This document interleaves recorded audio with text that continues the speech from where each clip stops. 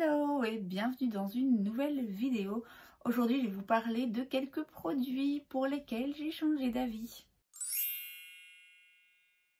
Il paraît qu'il n'y a que les imbéciles qui changent pas d'avis. Je dois avouer que pour aujourd'hui, je suis assez d'accord puisque je vais donc vous parler de quelques petits produits sur lesquels j'ai changé d'avis par rapport à ma première impression, par rapport au premier avis en fait que je vous ai donné dans des tops ou des flops. C'est toujours un petit peu délicat de changer d'avis et de revenir sur une opinion qu'on a émise sur un produit. Surtout quand il s'agit d'un produit qu'on recommande ou qu'on aime et où on dit « Ah, ce truc-là, il est top » et puis finalement, un mois plus tard, en fait, non. Bon, c'est un petit peu compliqué, mais c'est humain. En l'occurrence, il peut nous arriver parfois d'avoir une première impression assez négative sur un produit et puis au fur et à mesure qu'on l'utilise, on l'apprécie et finalement, il nous convient. Inversement, on peut parfois avoir une bonne impression sur un produit et puis on le réutilise X temps plus tard et on se dit en fait tout compte fait non, la peau change, les goûts changent, le produit change aussi avec le temps, c'est toujours une possibilité. Et donc du coup aujourd'hui je vais vous présenter 4 produits sur lesquels j'ai changé d'avis. Je vous ai donné une opinion il y a X mois d'ici sur chacun de ces produits qui a aujourd'hui changé. Je vais commencer avec des produits qui se sont retrouvés, si pas dans mes tops, en tout cas des produits dont j'ai parlé de manière positive et que finalement, non, j'aime pas tellement et je vais vous expliquer pourquoi. On commence par le Brow Gel de chez Simple Beauty.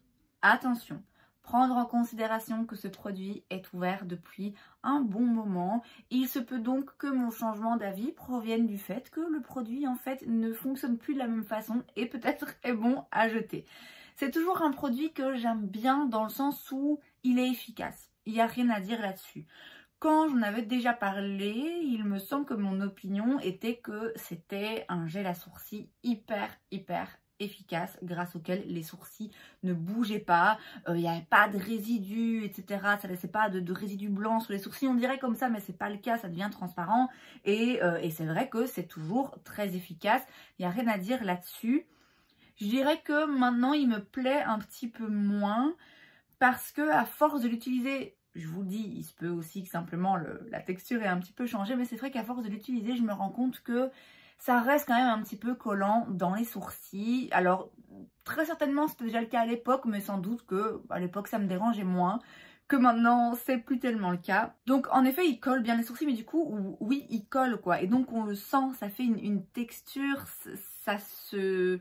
c'est pas le truc le plus agréable finalement. Alors si vous cherchez quelque chose qui tienne vos sourcils, qui fasse tenir chaque poil et qui ne bouge pas, et que vous vous en foutez du confort, et que vous vous en foutez d'avoir des cheveux parfois qui s'accrochent dans vos sourcils parce que ça colle, bon clairement le produit est fait pour vous. Mais bon, c'est vrai que moi finalement je me dis, c'est peut-être pas plus mal d'avoir un gel à sourcils qui fait tenir les sourcils, maintient tout en place, mais qui donne pas cet effet vraiment, j'ai mis de la glu dans mes sourcils et tout s'y accroche quoi. Le deuxième produit, c'est le mascara Wonder Wave de chez Shiglam. Alors, à l'époque, bon, je peux pas dire que c'était, oh mon dieu, mon mascara préféré, la découverte du siècle, pas du tout. Bon, déjà, c'est un curling mascara, donc il est censé apporter de la courbe. Moi, je trouve qu'il apporte de la longueur, pas tellement de la courbe. Je vais vous montrer à quoi ressemble la brosse. Alors, c'est un petit peu plus naturel, je dirais, que les mascaras dont j'ai l'habitude, puisque moi d'habitude j'aime bien du volume, donc j'aime bien que ce soit noir, épais et tout. Là c'est pas le cas, mais du coup c'est un très joli effet, il allonge vraiment bien les cils, il est joli, il se construit quand même, donc ça n'a pas changé. J'ai remarqué, ceci dit, après l'avoir réutilisé, que c'est une galère à enlever, mais vraiment il ne part pas.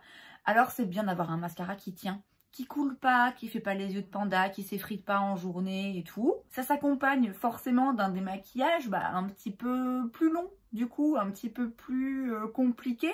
Ça me dérange pas de devoir passer un petit peu plus de temps à retirer un mascara et à vraiment bien imbiber un coton et le presser sur mes cils et prendre mon temps, il n'y a aucun souci. Mais là vraiment c'est juste galère quoi. J'ai eu beau y passer un temps infini et frotter et essayer de pas trop frotter quand même parce que bon, j'ai 35 ans, j'ai pas envie de créer encore plus de plis sur mes paupières.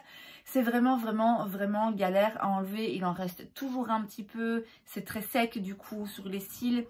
Franchement, je pense pas que je vais le réutiliser rien que pour ça. Je vous dis, moi je veux bien avoir un mascara qui tient et du coup, bon ben voilà, il me faut un démaquillant waterproof, tout ça. Mais là, c'est juste galère. On passe maintenant à 2 produits pour lesquels j'ai changé d'avis, mais 2 produits que à la base j'aimais pas trop et que finalement, bon allez ok, ça va, ça passe. Alors on commence par le Superstay Matte Ink de chez Maybelline. De nouveau, c'est un très vieux produit, donc peut-être que en fait quand il est frais il me plaît pas et c'est quand il est trop vieux et périmé qui me convient. Ce produit, je l'avais essayé une première fois il y a donc très longtemps d'ici, au tout début que je l'avais, et je l'avais pas aimé. Je le trouvais épais sur les lèvres, je le trouvais pas complètement sans transfert, même si bon ça, enfin, c'est encore un détail parce que c'est compliqué quand même d'avoir un truc qui transfère vraiment rien de chez rien. Mais voilà, vraiment pas confortable, épais, je trouvais qu'il collait un peu, j'étais vraiment pas fan.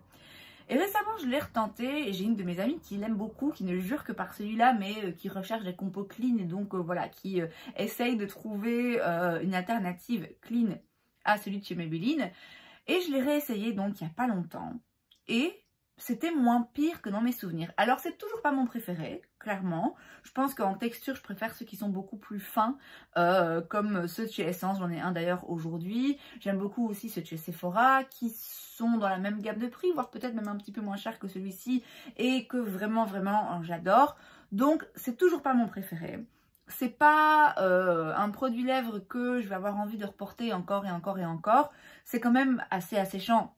Bon, vous allez me dire, c'est un rouge à lèvres liquide mat, c'est toujours asséchant, même les meilleurs finissent par assécher les lèvres.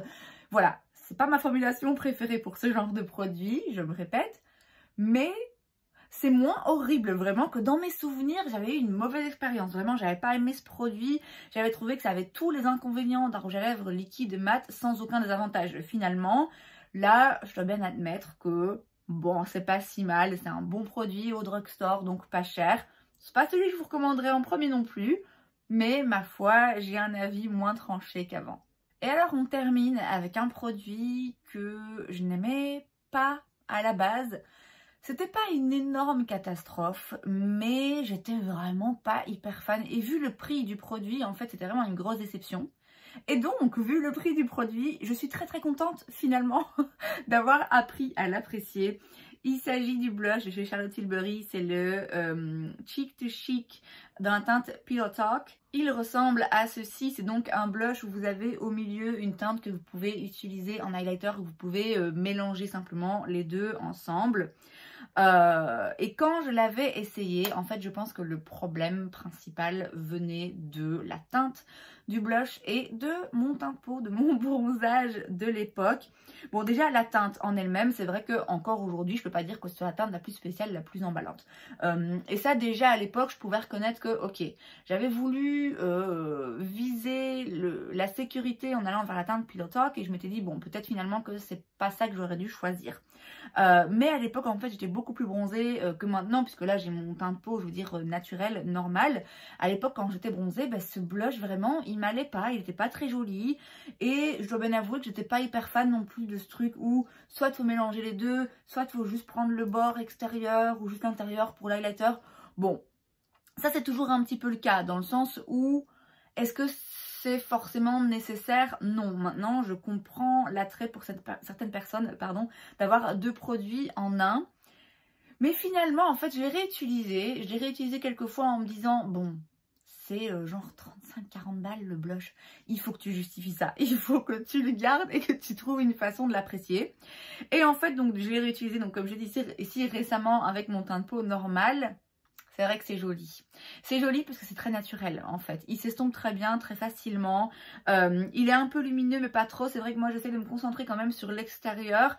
Et alors parfois je rajoute un tout petit peu de la teinte lumineuse en pré-highlighter je dirais. Parce que j'aime bien quand mon highlighter brille. Donc quand même parfois j'en rajoute en plus.